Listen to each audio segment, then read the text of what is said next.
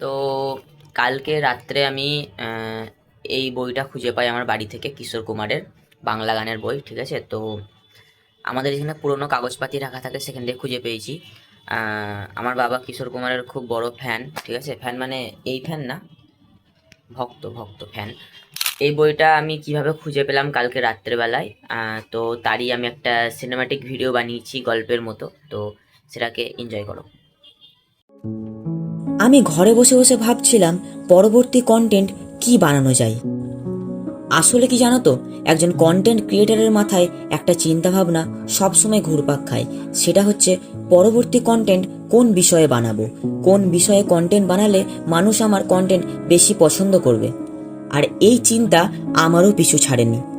আর এই চিন্তার সাগরে ডুব দিয়ে আমার হঠাৎ চোখ গেল আলমারির মাথায় রাখা সুটকেসটার দিকে।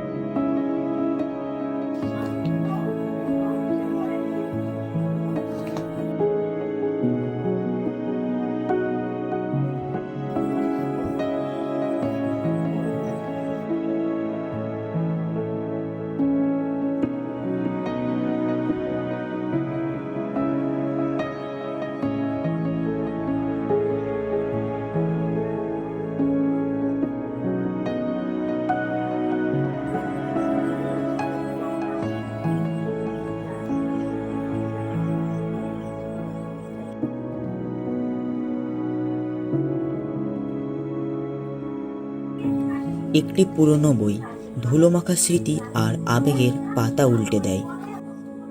তারপর আর কি, আমি সেই সুটকেস থেকে আবিষ্কার করলাম কলকাতা থেকে কিনে নিয়ে আসা বাবার ছোটবেলার কিশোর কুমারের বাংলা গানের আধুনিক বইটি।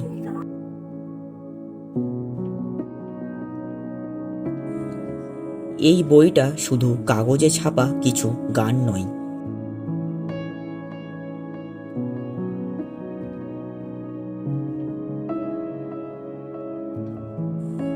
এটা একটা সুরালো যাত্রা, এক কিংবদন্তির কণ্ঠে জীবনের কথা।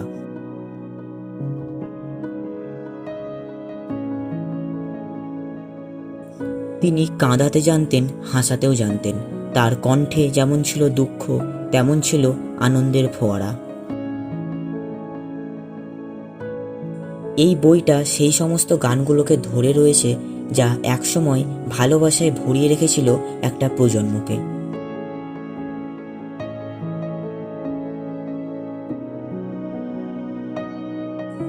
পাতায় পাতায় শুধু গান নয়, লুকিয়ে আছে অনেক মানুষের ফেলে আসা দিনগুলোর ঘ্রাণ।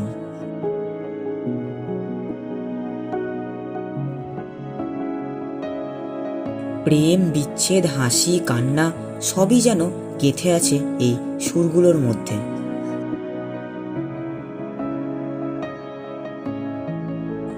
কিশোর কুমার, তিনি শুধু একজন গায়ক ছিলেন না, তিনি ছিলেন একজন জাদুকর, যার গান শুনলে মনে হয় তিনি ঠিক যেন এখনো আমাদের পাশে বসে রয়েছেন।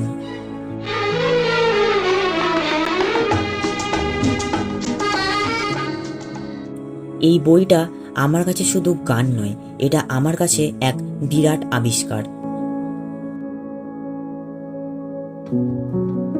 যা একসময় ছিল আমার বাবার ছেলেবেলা, আমার বাবার আবেগ।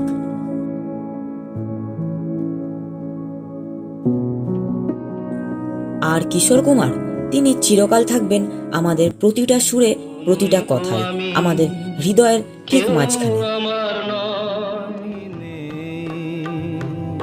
ভাবতেই ব্যথায় ব্যথায় মন ভরে যায়, যেই ভাবি আর কোনোখানে আমি নেই।